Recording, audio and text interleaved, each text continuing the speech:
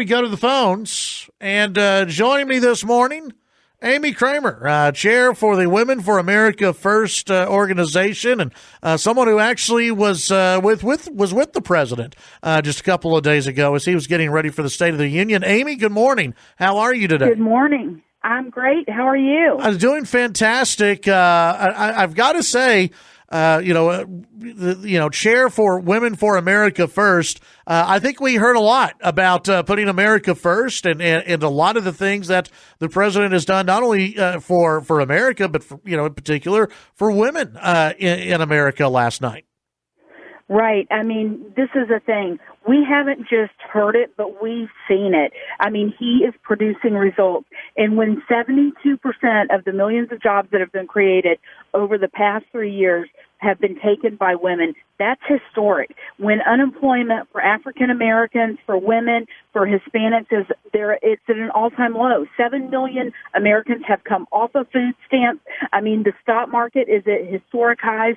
The proof is in the pudding. The numbers don't lie.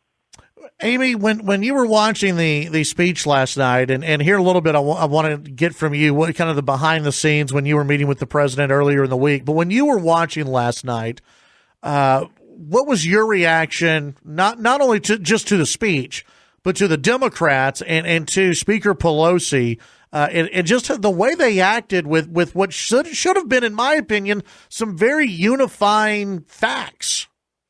Right. So, I mean, look, that was a speech that should have brought Americans together.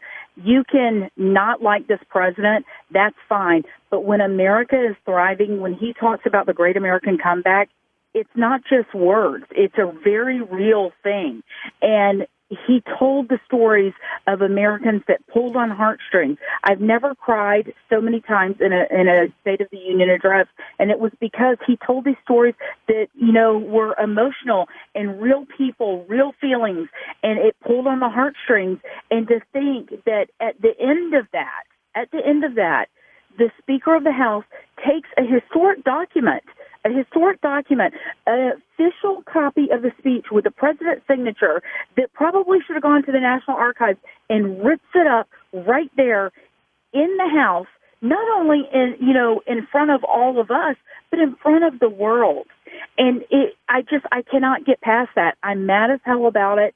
And the disrespect shown not only to the president, but okay, put aside your personal dislike of him, but the disrespect to the office of the president, the disrespect to the American people.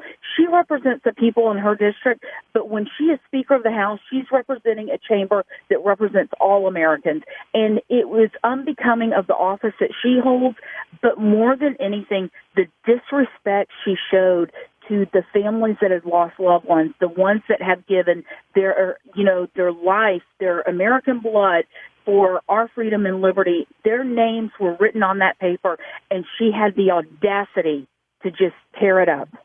What does that say about her?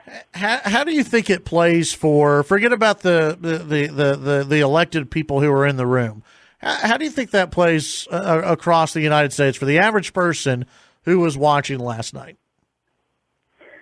I think it shows that, there's no middle ground, that people know. You wanted to hope that after that speech last night, we could have a moment where the nation comes together and, okay, today we're going to have this historic vote where the president is going to be acquitted. It's probably going to be a bipartisan vote. Let's put it all behind us. And for the next 9 months, let's work to see what we can accomplish for the American people. There's plenty of stuff that they could work on, but they have no interest in that. I think what we're seeing is the collapse of the Democratic Party right in front of our very eyes. And, I didn't like President Obama, not because I didn't like him, but I didn't like his policies. If you ask me, could I tell you good things about, one good thing, two good things about President Obama? Absolutely. But you ask them, can they tell you one good thing about President Trump? And the answer is no. The hate seeps from their veins.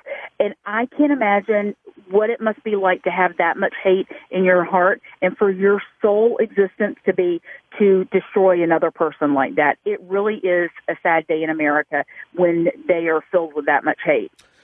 From what I understand, you met with the president before he gave the speech and leading up to the State of the Union address. Tell us about that experience and how the president, what kind of mood he was in and what he was, at least telling you guys behind the scenes what he wanted to accomplish with the speech. Well, he was in a great mood, and he was very optimistic about and excited to address the American people. This is a businessman who is focused on ROI, and he wants results. He is not just somebody that's going to talk. That's why Washington hates him so much, because he's come in and put these politicians to shame and exposed them for the empty suits they are. But he wanted to go in there and talk about how America is thriving again and how it's benefiting all Americans, and how we still have so much work to do. That's what he wanted to go in and talk about. He was in a great mood, and I'm glad he has that optimism. That's what I think it drives the left crazy and the media crazy when they see these thousands and thousands of people that come to these Trump rallies. But the thing is, it's a movement based on love. And last night, the president showed, you cannot tell me that it did not pull on heartstrings across this country and did not show what a caring, compassionate person he is when that soldier walked in and surprised his family. Yeah. Just the thought that had to go into putting that together, it speaks volume about the person that he is. Talk about the organization Women for America First.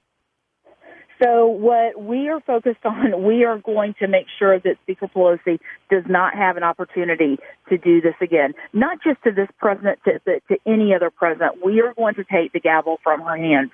I am one of the founders of the modern-day Tea Party movement. We did it in 2010 when we took the gavel from her hands. We're going to do it again in 2020. We're launching a Boot Pelosi tour where we're focused on flipping the House from San Francisco. We're hitting all of those districts, the 30 congressional districts that are held by Democrats that the president won, plus other competitive seats.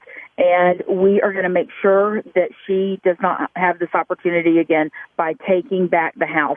We have to do this. So if people want more information, they can go to bootpelosi.com and get involved. 9,593 miles, almost 10,000 miles from coast to coast, San Francisco to South Florida. And we're going to go across America and bring people together and do a little bit of retail politics, just like we did back in 2010 with our bus tours. And we're going to make sure that we take that gavel out of her hands. Very good. Good luck with that, Amy. Appreciate your time. That's Amy Kremer, Chair for Women for America First. Amy, thank you very much for giving us a call today. BootPelosi.com. Love it. All right. Thank you, Amy. Thank you. That's Amy Kremer here on the Chad HD Show, News Talk KFYO.